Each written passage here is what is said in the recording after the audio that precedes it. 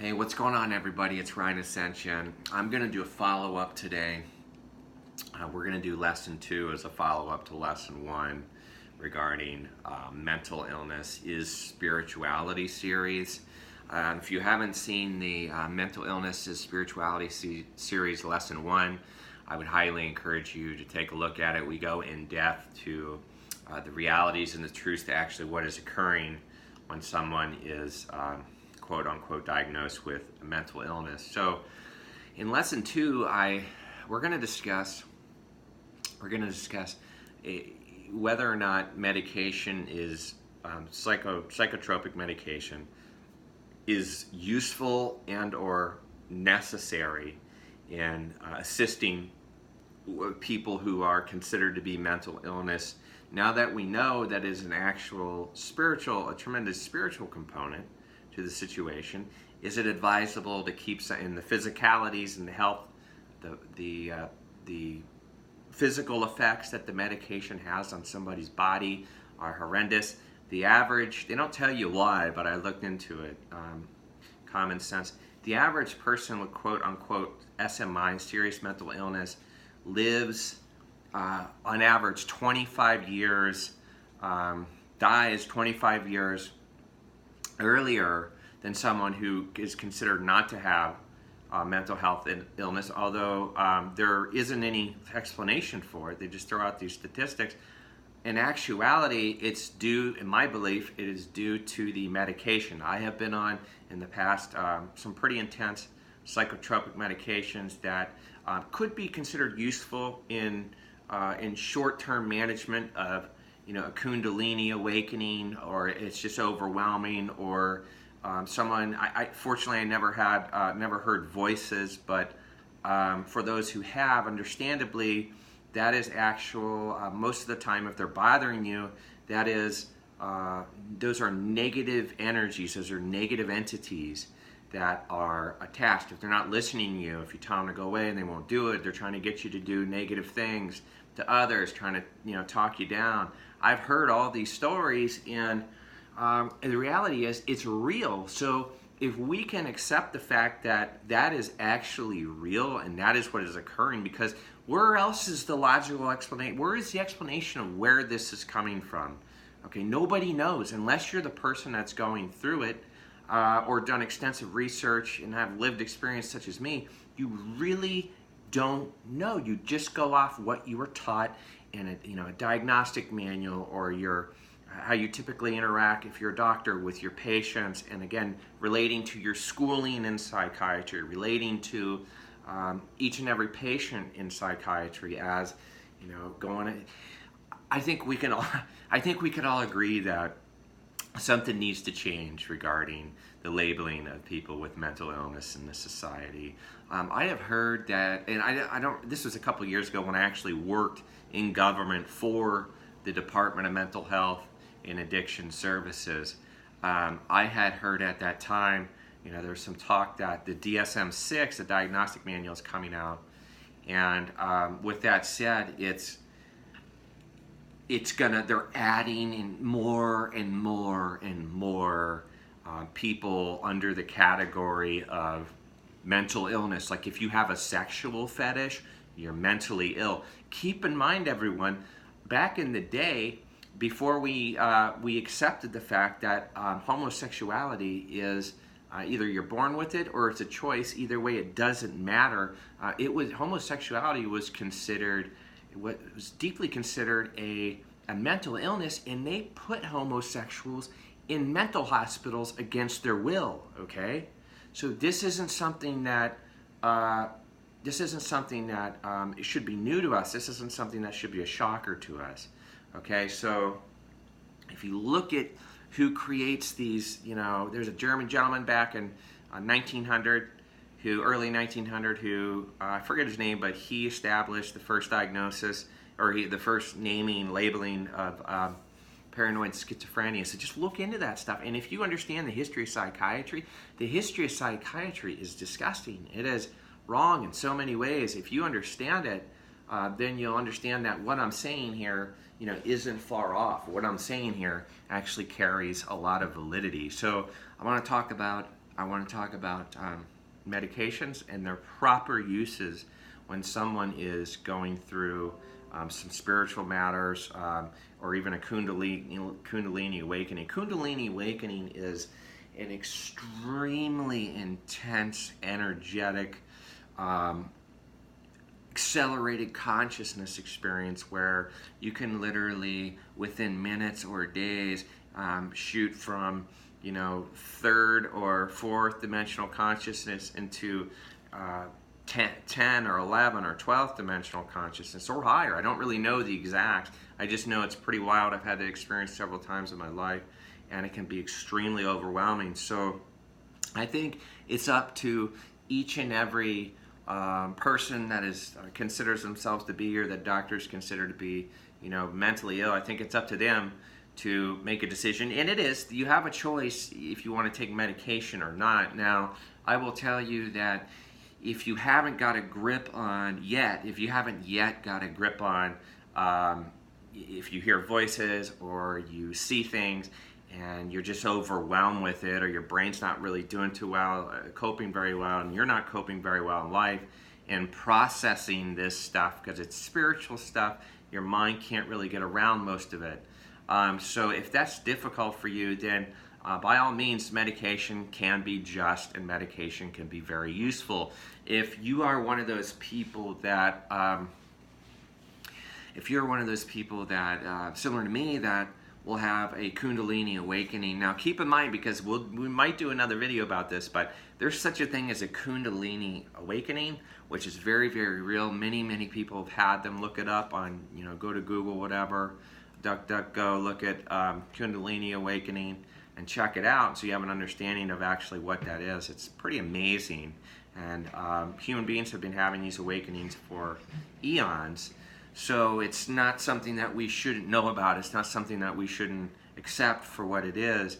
So check it out and see what you think about it. Maybe have some personal experience with it. So if you're having a Kundalini awakening, realize that, again, things can be extremely intense. And if you speak to most Western physicians or psychiatrists regarding this matter, their training, keep in mind their intentions are good, but their training based on what they learned externally and what is taught as mainstream medicine or traditional medicine regarding psychiatric issues is that you are mentally ill. And I don't want to get into the details on this specific video of there's a lot of profitability in mental illness, okay? Like Seroquel, when it first came out, was, I think it was over, it was between $800 and $1,000, and it still might be that high, between $800 and $1,000 a month per patient. So, with that said, there are, I don't know how many various medications out there to treat quote-unquote mental illness, but there seems to be way too many of them. And I've had an experience in my past where I've almost died from taking, twice, from 2 different medications, from taking psychiatric medications. It's this terrible thing. If you can avoid, I shouldn't say terrible, I should just say if you can avoid it, do avoid it. And by getting these messages out and by getting this information out to people, I hope that it really helps wake people up, especially people that have been through it or are currently going through it in regards to quote-unquote, mental illness. If you understand that what you're experiencing is legitimate, it is completely legitimate. It is your own authentic, unique experience, and there are a lot of different spiritual components involved in this.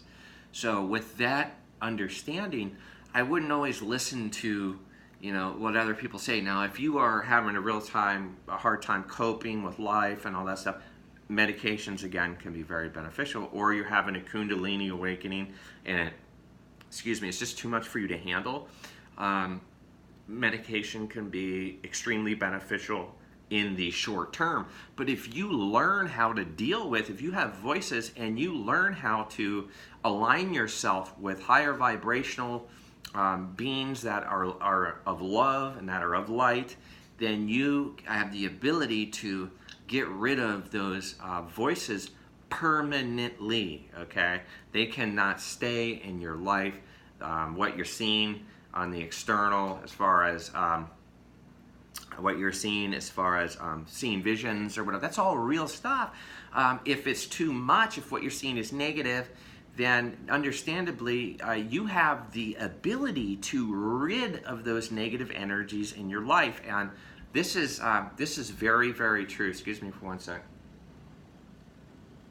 This is very, very true, in that each person's experience or experiences with mental illness are going to be, or I should say with spiritual awakening or spiritual matters, are going to be similar and different, both at the same time. So you may have noticed that many people who have SMI or serious mental illness diagnoses were having experience with hearing voices or seeing things or paranoia or what have you. I can tell you in Kundalini awakenings, it can get extremely intense, and you tap into a whole nother realm. You tap into the entirely different consciousness, and you do start to recognize that a lot of things are going on that maybe it was a good idea, considered a good idea, that you're not aware of.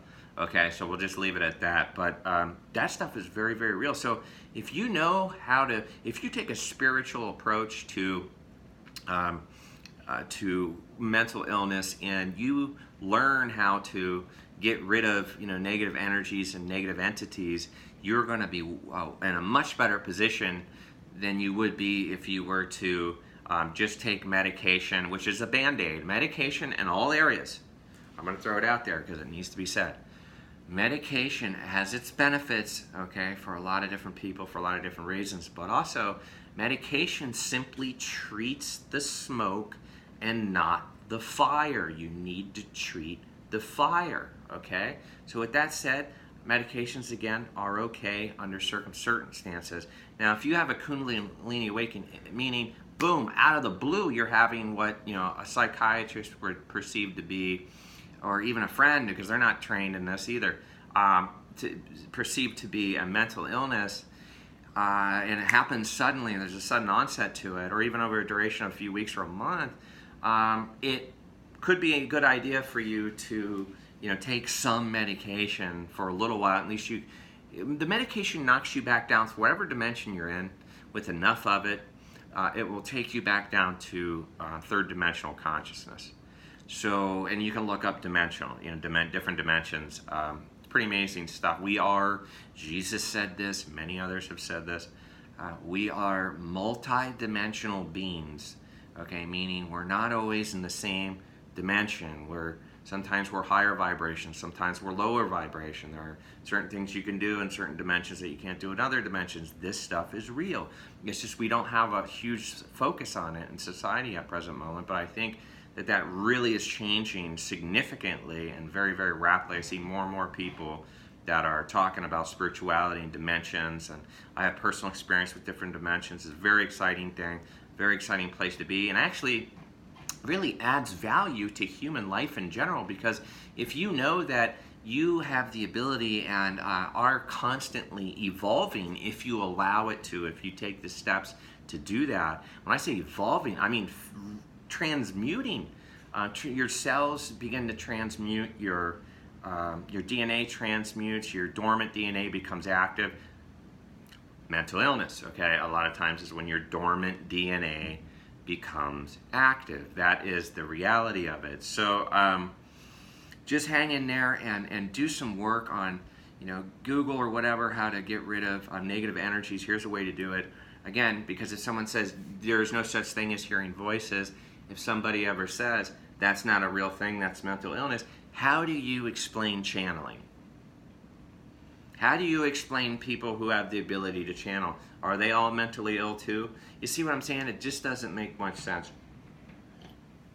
So with that said, this is what you can do. Now, there is a cosmic law, okay? So when you're dealing with other energies, you can literally apply the cosmic law to it. So this is one way you'll know and be able to differentiate and really get good at aligning with beings of love and light, so on and so forth. So what you want to do is if you have voices in your head, or you see things that could be negative, or you just whatever it is regarding the symptoms of the spiritual stuff, is you want to simply, you can ask the being or beings or entities or energies, however you'd like to refer to them as, you can ask them if they are beings of love and light 3 times. Okay, this might sound kind of wild, kind of out there, but this is true. This is how channelers only channel high vibrational beings, because they're only in alignment with high vibrational beings. So again, you're magnetic, like attracts like. If you're drawing high, because you weren't taught how to deal with this stuff, you were just told it's a mental illness. If you're drawing negative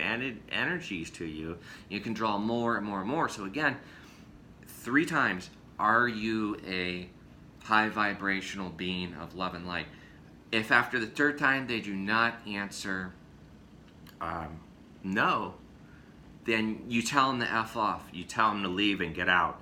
And if they continue to progress, you pay them no attention.